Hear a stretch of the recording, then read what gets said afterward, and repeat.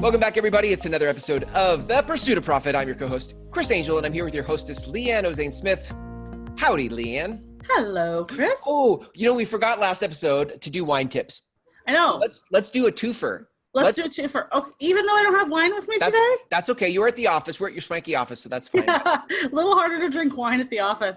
I mean, unless you have one of those purses or like hip flasks that have like a little spout in them.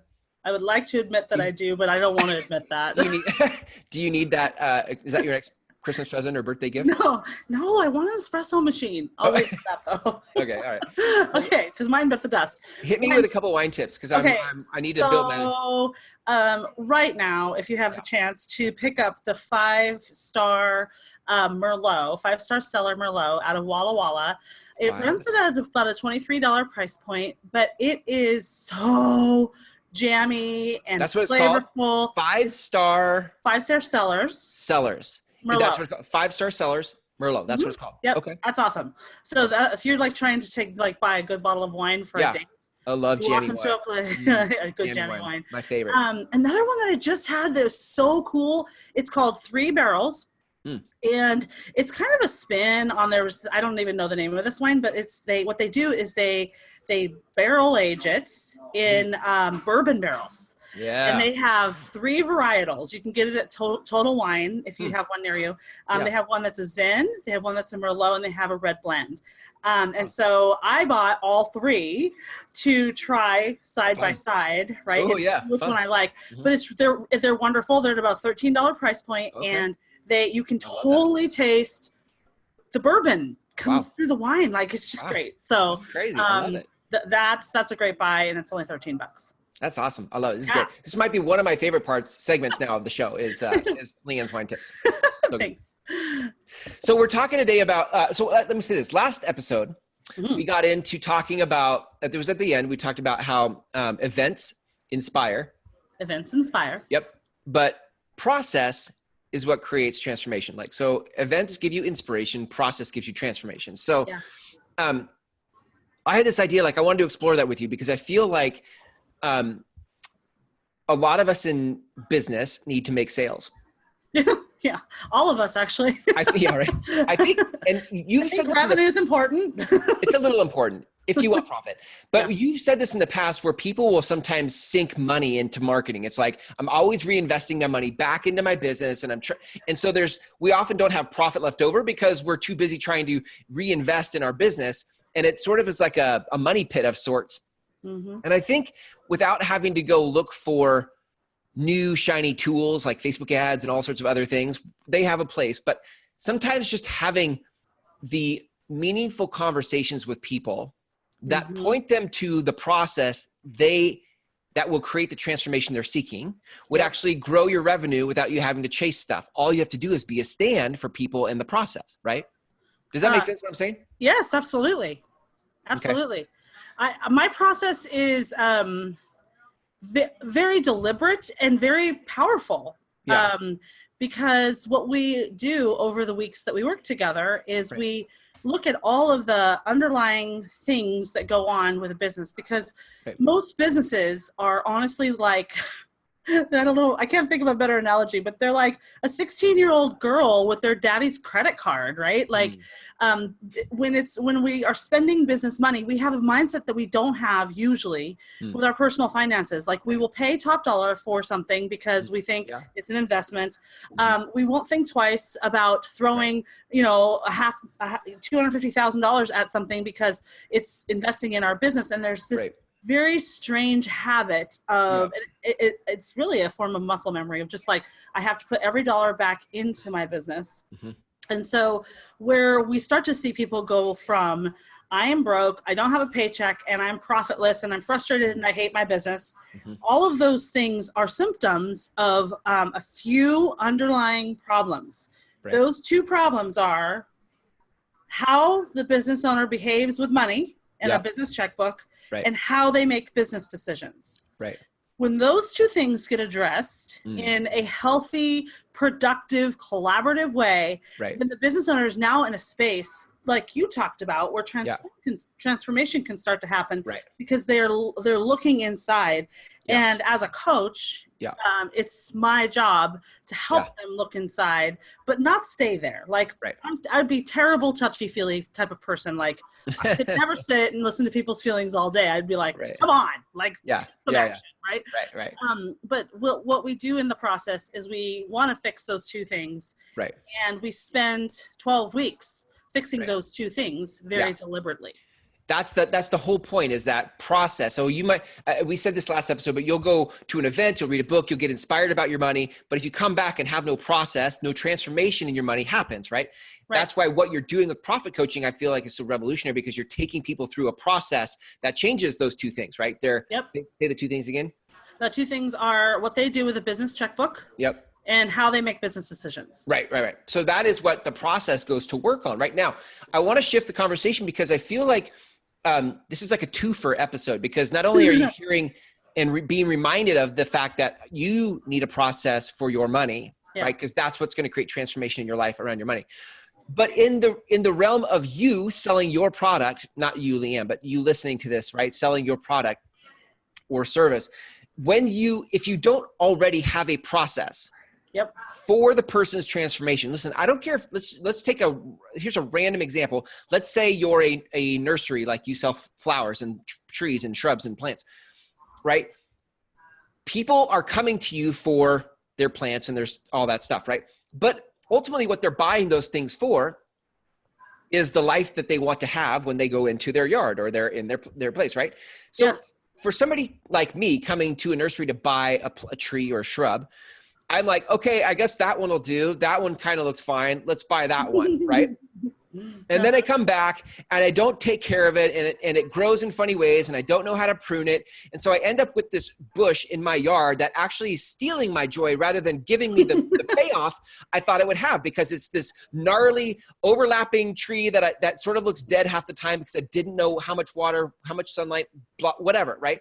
There is a process that you, the nursery owner, could be giving me to create the transformation in my life I want in my backyard. But if you don't give me that, and all you give me is the product, the plant, the shrub, then my likelihood of me coming back to you is, or going to a big box shop, let's say it like that, right? Because I don't know the difference between you or anybody else, your competitors.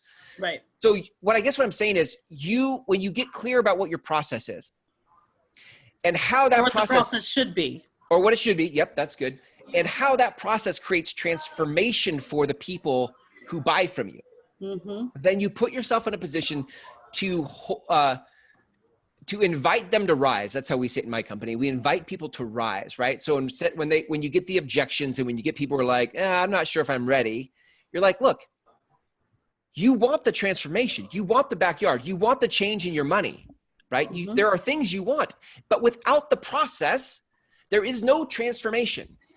No. So whether you get the process from me or you get it from somebody else, you better make sure that there's a process. Right? Okay. So maybe I've gone way out in the field, but that's a great analogy. I love it. I was shooting from the hip a little bit, but I mean, I think it holds for almost anything, right? It's the process. And most people don't think about process. They think about product. This is what I sell. This is the thing I have. Do you want it? Do you not want it?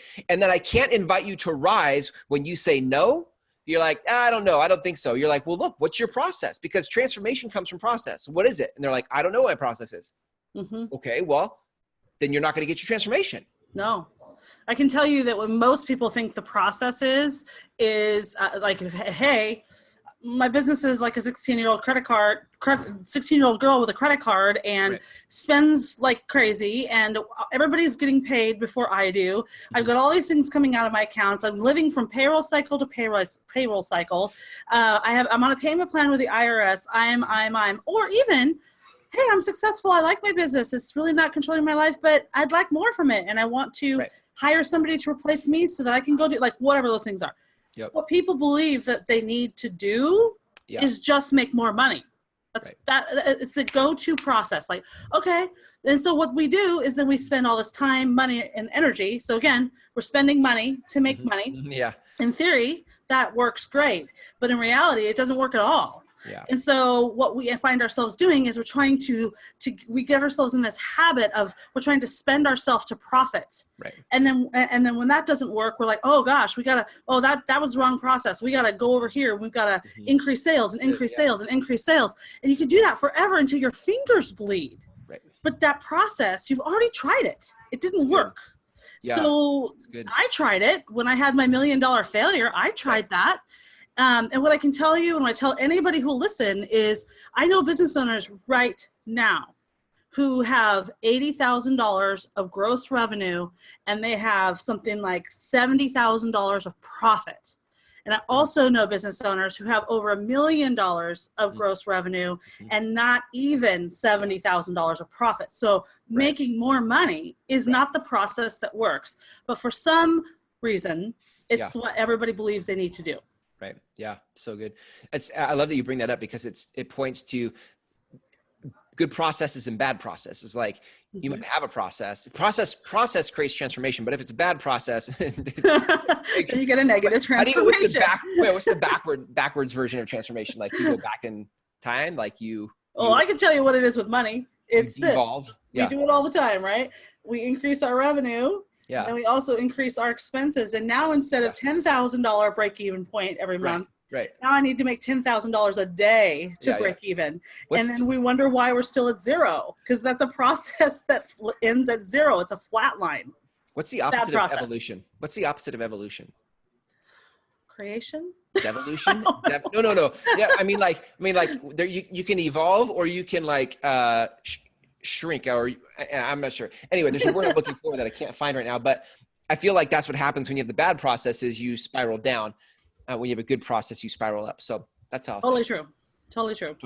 So I think let's just say this, ultimately you guys listening to this you need to find your process that creates transformation for your potential customers. When you find that, you have more teeth in the ask for the business, because you understand that if they don't work with you, right, then there's no transformation. Okay. Yeah. It's the same thing. It's why every time we invite you guys to a profit discovery call with Leanne, because we know that it is the process that is going to create the transformation, not just this podcast episode. This podcast episode is the event. This is what creates the inspiration. It allows you to see new things. You're like, I hadn't thought about that before. But without the process, there's no transformation. You're just tickling your ears, right?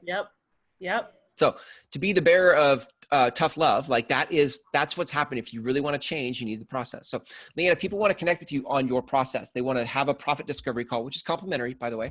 Where can people go for profit discovery call? Profitdiscoverycall.com.